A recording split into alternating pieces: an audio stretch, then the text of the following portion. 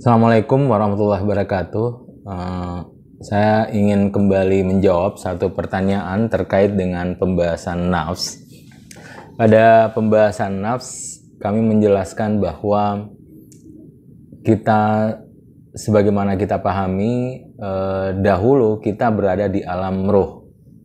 Alam ruh adalah suatu alam yang gambarannya tidak punya materi dan juga tidak punya bentuk. Kemudian dari alam ruh kita turun ke alam dunia. Di alam dunia ini kita punya bentuk dan juga punya materi. Nah, oleh karena itu, karena alam ruh tanpa bentuk, tanpa materi, kemudian alam dunia adalah alam bentuk dan alam materi, sebab itu di sini kita tidak melihat adanya dua hal yang sinkron ya. Nah, para sufi meyakini ada sesuatu yang memperantarai antara ruh dengan tubuh fisik ini, karena tidak adanya kesinkronan di antara keduanya. Sebab itu di tengahnya ada yang disebut dengan nafs. Nafs ini disebut sebagai perantara atau barza antara dimensi ruh yang tanpa materi, tanpa bentuk, dengan tubuh yang punya materi dan punya bentuk. Nafs dia punya materi, dia tidak punya materi tapi punya bentuk. Sebab itu nafs ini dekat ke materi karena punya bentuk, sekaligus dekat ke ruh karena tidak punya materi. Makanya disebut dengan dia dimensi barza atau antara ya. Antara ruh dengan antara tubuh fisik, yaitu nafs. Kemudian para sufi menambahkan antara nafs dengan ruh itu ada barzah lagi yang disebut dengan kolbu. Jadi ketika ruh turun ke tubuh, otomatis nafs tercipta.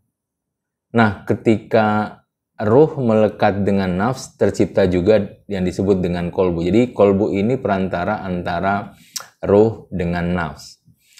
Sehingga ada pertanyaan, kalau begitu, lalu akal posisinya di mana? Kesadaran itu posisinya di mana? Nah, akal ini dia melekat pada dimensi ruh. Jadi akal ini dia melekat pada dimensi ruh, ruhlah yang kemudian memiliki satu dimensi kesadaran. Sehingga kalau ada yang bertanya, kalau begitu akal posisinya di mana? Akal posisinya di dimensi ruhania. Akal di bawah naungan ruhania di dalam diri kita ya. Jadi ini akal di dalam diri kita sebagai satu bentuk kesadaran yang dimiliki manusia.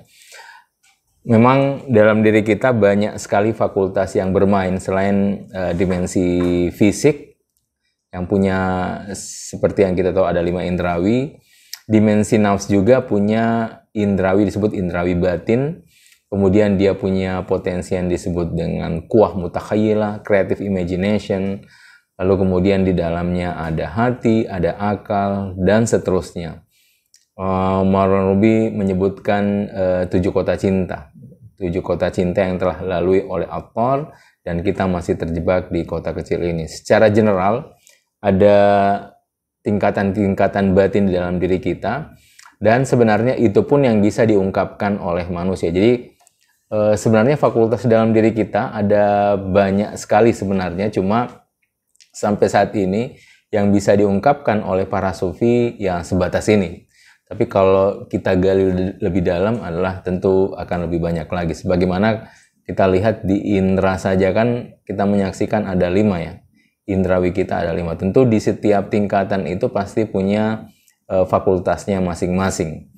Nah, cuma secara general seperti itu. Dan semakin kita masuk ke dalam batin, sebenarnya kita akan semakin menemukan lautan. Tapi di podcast ini saya akan fokus kepada jawaban tadi, bahwa kalau ditanya, kalau begitu di mana posisi akal dan kesadaran? Nah, dia di bawah singgasana ruhaniyah tadi.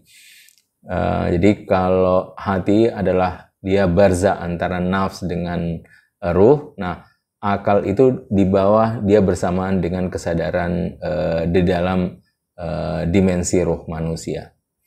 Terima kasih banyak. Wabillahi taufiq wal hidayah. Assalamualaikum warahmatullahi wabarakatuh.